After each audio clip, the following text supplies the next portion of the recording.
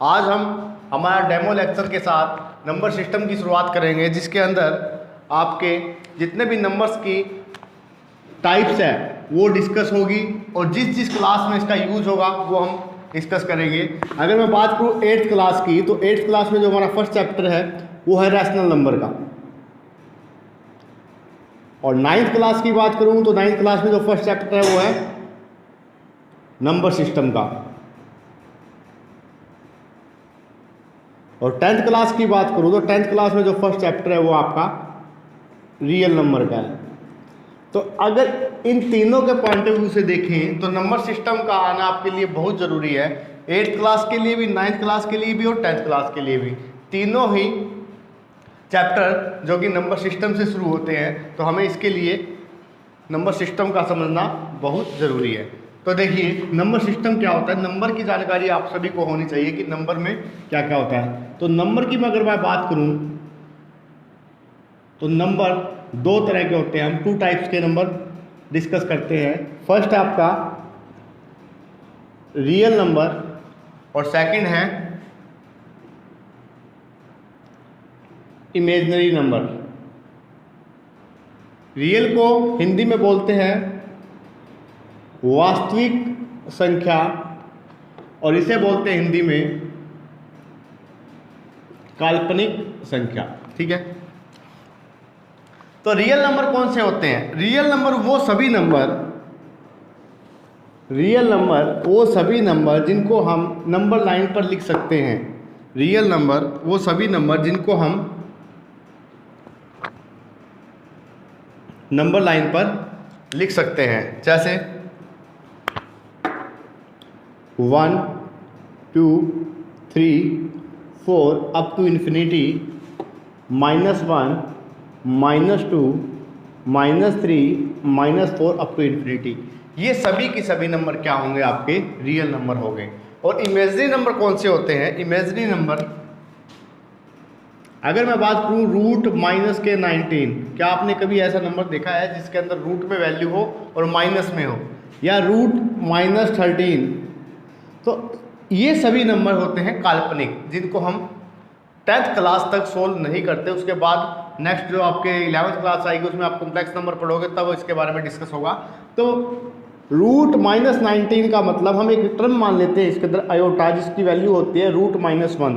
तो अगर मैं √-1 की वैल्यू इसमें रखूँ तो इसको मैं लिख सकता हूँ √19 आयोटा। इसको लिखूँगा मैं √13 आयोटा। ये सिर्फ आपको समझना है कि टू टाइप्स के होते हैं नंबर, इमेजिनरी और रियल। हम डिस्कस करेंगे रियल नंबर के बारे में। रियल नंबर वैसे तो हम बोलते हैं कि जितने भी रैशनल नंबर होते हैं आपके, प्लस जितने भी इरैशनल नंबर होते हैं, उन सभी को मिलाकर आपके रियल नंबर बनते हैं। लेकिन रैशनल और इरैशनल के बारे में भी हम डिस्कस करेंगे, लेकिन उससे पहले कुछ और टर्म जानते हैं, क्या क्या टर्म आएगी।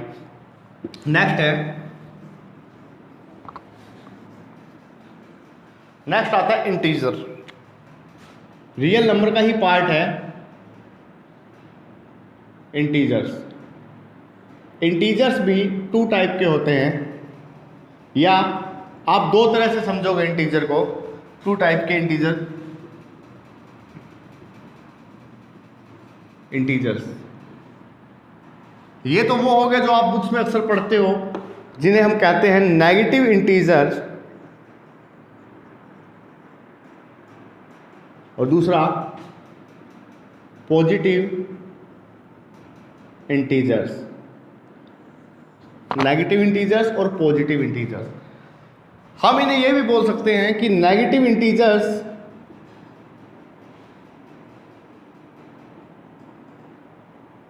या दूसरा नॉन नेगेटिव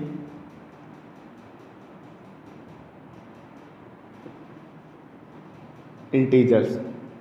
तो इन दोनों में फ़र्क क्या है तो सेम ही, नेगेटिव और नॉन नेगेटिव या नेगेटिव और पॉजिटिव, इनमें डिफरेंस क्या है? जब आप नेगेटिव इंटीजर और पॉजिटिव इंटीजर की बात करते हो, तो नेगेटिव इंटीजर में आपकी जो टर्म आएगी, जो वैल्यू आएगी, जो संख्याएं आएगी, जो नंबर आएंगे, वो होंगे -1, -2, -3, माइनस का 4 अप टू इन्फिनिटी तक। और पॉजिटिव इंटीजर में जितनी की वैल्यू आएंगी +1 +2 +3 अप टू इन्फिनिटी तक, पॉजिटिव के जितने भी नंबर हैं। लेकिन जब आप इंटीजर को 2 पार्ट्स में डिवाइड कर रहे हो, नेगेटिव इंटीजर और पॉजिटिव इंटीजर, तो 0 आप इन दोनों में ही नहीं रखोगे, 0 को सेपरेट रखना पड़ेगा, क्योंकि 0 वो नंबर है जो ना तो नेगेटिव इंटीजर में आता है और ना ही पॉजिटिव इंटीजर में। हम कह सकते हैं कि 0 एक न्यूट्रल नंबर है। दूसरी तरफ जब मैंने इसको डिवाइड किया 2 पार्ट्स में, नॉन नेगेटिव इंटीजर्स, इन 2 पार्ट्स में डिवाइड किया, तो जब मैं नेगेटिव इंटीजर की बात करूंगा तो मेरे पास नंबर वही आएंगे -1 -2 -3 -4 अप टू इन्फिनिटी। लेकिन जब मैं नॉन नेगेटिव की बात करूंगा तो नॉन नेगेटिव में मैं नंबर लूंगा 0 1 2 3 4 5 up to infinity. Non negative जब हम नाम लेंगे तो उसके अंदर हम 0 इंक्लूड कर लेंगे, क्योंकि इसका मतलब नॉन नेगेटिव का मतलब ये नहीं है कि पॉजिटिव इंटीजर है। हाँ, इसका मतलब ये जरूर है कि ये नेगेटिव इंटीजर जितने भी नहीं है, जो भी नंबर नेगेटिव इंटीजर नहीं है, वो सारे के सारे क्या है, नॉन नेगेटिव इंटीजर है। जो नंबर आपका नेगेटिव इंटीजर नहीं है वो सारे के सारे क्या है, नॉन नेगेटिव इंटीजर है। उसके अंदर भले ही वो न्यूट्रल हो और भले ही वो पॉजिटिव हो। तो इन दोनों से हम समझेंगे, चाहो तो आप इसको याद कर लो और चाहो तो इसको याद कर लो, ठीक है। और दोनों को याद करोगे तो इसका एक बेनिफिट होगा। जो नेक्स्ट टर्म हम करने जा रहे हैं, नेक्स्ट टर्म आपकी होल नंबर,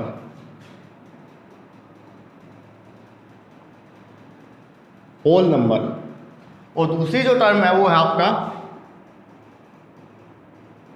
नेचुरल नंबर। अगर मैं होल नंबर की बात करूं तो होल नंबर आपके सारे के सारे नॉन नेगेटिव इंटीजर,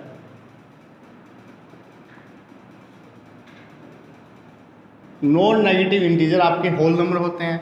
और नेचुरल नंबर की बात करूं तो सारे के सारे आपके पॉजिटिव इंटीजर आपके नेचुरल नंबर होते हैं। तो समझ ही गए होगे आप कि होल नंबर में फिर कौन कौन से नंबर आएंगे। जो नॉन नेगेटिव इंटीजर हमने पढ़े अभी, 0 1 2 3 4 5 6 अप टू इन्फिनिटी। और पॉजिटिव इंटीजर में 1 2 3 4 5 6 अप टू इन्फिनिटी।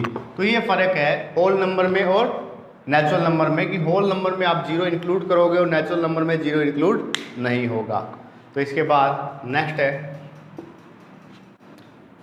अब इसके बाद जो आएगा, अगर हम बात करें कि रियल नंबर 2 पार्ट में हमने डिवाइड किया कि इंटीजर रैशनल नंबर और इरेशनल नंबर। अब अगर मैं इंटीजर में डिवाइड करता हूं उसको, तो हम कैसे पढ़ेंगे? हमें सबसे पहले रियल नंबर के ये पार्ट पढ़ने पड़ेंगे कि पहला पार्ट आपका आया इंटीजर और दूसरा पार्ट आया आपका डेसिमल। ये 2 नंबर होते हैं, एक तो इंटीजर होता है, एक डेसिमल होता है। ये हम नंबर लाइन पे शो करते हैं। तो रैशनल इरेशनल को समझने के लिए हमें डेसिमल और इंटीजर को समझना बहुत ज़रूरी है।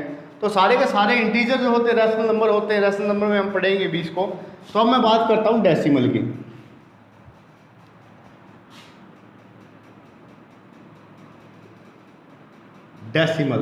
डेसिमल को हम 2 पार्ट में डिवाइड करते हैं। पहला है टर्मिनेटिंग और सेकंड पार्ट आपका नॉन टर्मिनेटिंग। सेकंड पार्ट आपका नॉन टर्मिनेटिंग, ठीक है।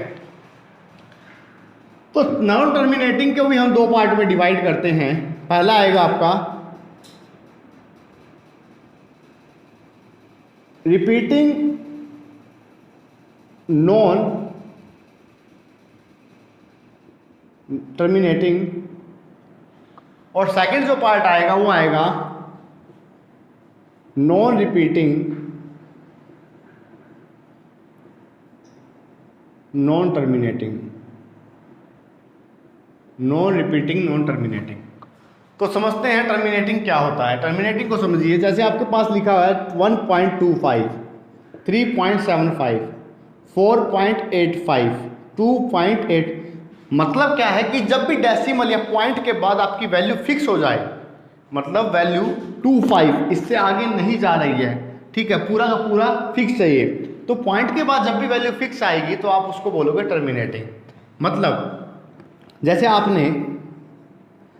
आपने डिवाइड किया किसको, इसको मैंने बताया 1/5 में 100, तो इसको p/q की फॉर्म में बड़े आराम से लिख सकता हूँ 5/4, ठीक है। और वैसे ही जब आपको 5 को 4 से डिवाइड करोगे, 4 1 जा 4, नहीं जा रहा तो हमने यहाँ पॉइंट लगा दिया, यहाँ पर 0 आ गई तो 2 पे 8, फिर आपका 5 पे जाएगा, यहाँ से 2 पे उतारा आपने ऊपर से 20, फिर 5 पे गया, कितना है 20, तो ये कंप्लीटली गया आपका। तो ये वैल्यू जो आई आपकी, जो परसेंट की वैल्यू आई है वो फिक्स आई है, भाई पूरा पूरा गया है, चल नहीं रहा, तो रिपीट नहीं हो रही, तो इसका मतलब इसे हम बोलेंगे टर्मिनेटिंग, इसे बोलेंगे हम टर्मिनेटिंग। उसके बाद जो सेकंड पार्ट है आपका रिपीटिंग नॉन टर्मिनेटिंग, आपने अक्सर वैल्यू देखी होगी 0.666666 चलता रहता है, जिसको हम डिनोट किससे करते हैं 0.6 बार से, 0.375375 चलते रहते हैं। जब वैल्यू पॉइंट के बाद रिपीट हो 1.43434343, जब पॉइंट के बाद वैल्यू रिपीट हो और जब रिपीटिंग वैल्यू है उसके ऊपर हम क्या लगा दें 0.375 पे हमने लगाया बार, तो उन सभी वैल्यू को बोलते हैं हम रिपीटिंग नॉन टर्मिनेटिंग। हम इन्हें भी p/q की फॉर्म में लिख सकते हैं। आप आगे क्वेश्चन भी करोगे, आपने पहले किया भी होगा कि 6/9 लिखते हैं इसे, तो ये क्या आपका रिपीटिंग नॉन टर्मिनेटिंग, जिसे हम p/q की फॉर्म में लिख सकते हैं।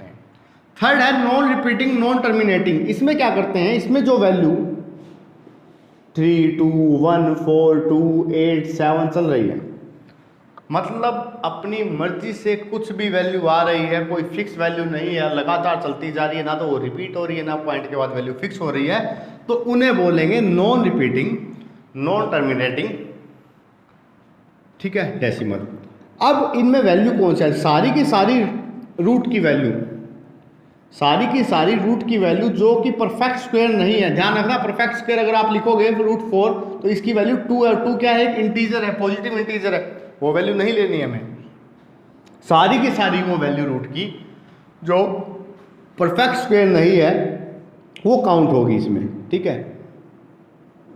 ये सभी की सभी value non repeating non terminating है। और दूसरा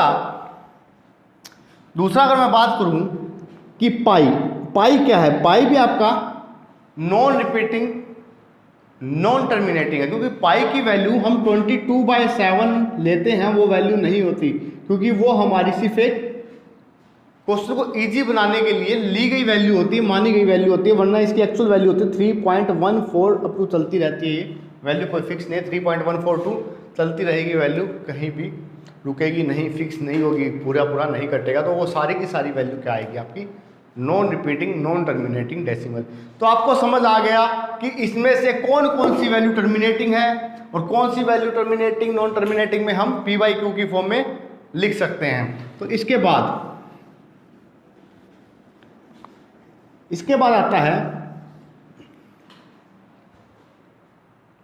रैशनल नंबर और इरैशनल नंबर। रैशनल नंबर और इरैशनल नंबर की अगर मैं बात करूं तो आपने सीधी सी डेफिनेशन सुनी होगी, आप डेफिनेशन लिखते होगे कि जिन नंबर को हम p/q की फॉर्म में लिखते हैं q नॉट इक्वल टू 0, वो नंबर सभी के सभी रैशनल नंबर, जिन नंबर्स को हम p/q की फॉर्म में नहीं लिख सकते वो सभी number irrational number q not equal to 0। तो बताइए p/q की फॉर्म में हम लिख सकते हैं जिन नंबरों को, और q नॉट इक्वल टू 0, और इरैशनल में आप डेफिनेशन देते हो p/q की फॉर्म में नहीं लिख सकते, q नॉट इक्वल टू 0, तो नंबर है कौन से, वो नंबर कौन कौन से हैं जिनको p/q की फॉर्म में लिखते हैं। तो इसका आंसर होगा, आपको पता होना चाहिए कि all integers, second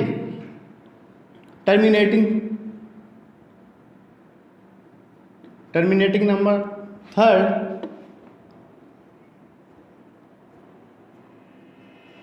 third, repeating non terminating, repeating non terminating, ठीक है। नेक्स्ट, अगर मैं इरेशनल नंबर की बात करूं तो इरेशनल नंबर की बात करें तो इरेशनल नंबर में कौन कौन से आएंगे, समझिए इरेशनल नंबर कौन कौन से आएंगे। इरेशनल नंबर जो आपने अभी किया कि नॉन टर्मिनेटिंग नॉन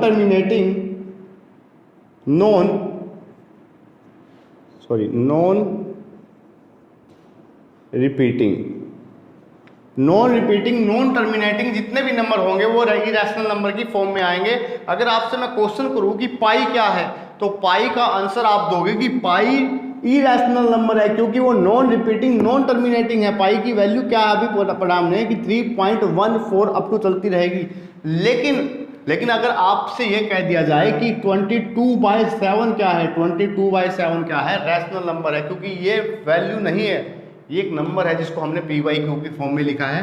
तो 22/7 जो आप लोगे वो रैशनल नंबर की फॉर्म में लोगे। लेकिन अगर आपसे कह दिया जाए कि पाई आप हमेशा इरेशनल नंबर कहोगे। तो इसके अंदर अगर मैं बात करूँ इंटीजर सारे के सारे पॉजिटिव 2, 3, 4, -1, -2, तो सबके नीचे 1 है ना, तो इन सभी को हम p/q की फॉर्म में लिख सकते हैं। टर्मिनेटिंग का एक एग्जांपल अभी लिया हमने 1.24, तो इसको क्या लिख सकते हैं p/q की फॉर्म में 125/100 मतलब 5/4। और रिपीटिंग का एग्जांपल भी अभी मैंने बताया 0.6 बार, तो इसका मतलब 6/9, तो इसको भी मैं p/q की फॉर्म में लिख सकता हूँ। रही बात नॉन टर्मिनेटिंग नॉन रिपीटिंग की, तो इसमें हमने पाई एग्जांपल ले लिया और सारे के सारे रूट की वैल्यू 1.732 अप टू चलता रहेगा, तो कोई वैल्यू फिक्स नहीं है। तो ये सारे के सारे क्या है, रैशनल और इरेशनल नंबर के डिफरेंशिएट, जिसको हम कह सकते हैं। जब आपसे पूछा जाएगा कि क्या ये रैशनल नंबर है, तो आप बता दो कि ये रैशनल नंबर। जब आपसे पूछा जाएगा कि क्या ये रैशनल नंबर है, तो आप इनके हिसाब से डिफरेंशिएट करके उनको बता सकोगे कि ये इरेशनल नंबर है। तो इसके बाद जो हम नेक्स्ट टॉपिक करेंगे नेक्स्ट क्लास में, डेमो का ही होगा वो भी पार्ट, उसके अंदर हम पढ़ेंगे कि रैशनल इरेशनल के बाद इवन और ओड क्या होता है, प्राइम नंबर, को prime number, composite number, twin prime number, relative number और परफेक्ट नंबर। ये पार्ट हम नेक्स्ट क्लास में करेंगे। Thank you.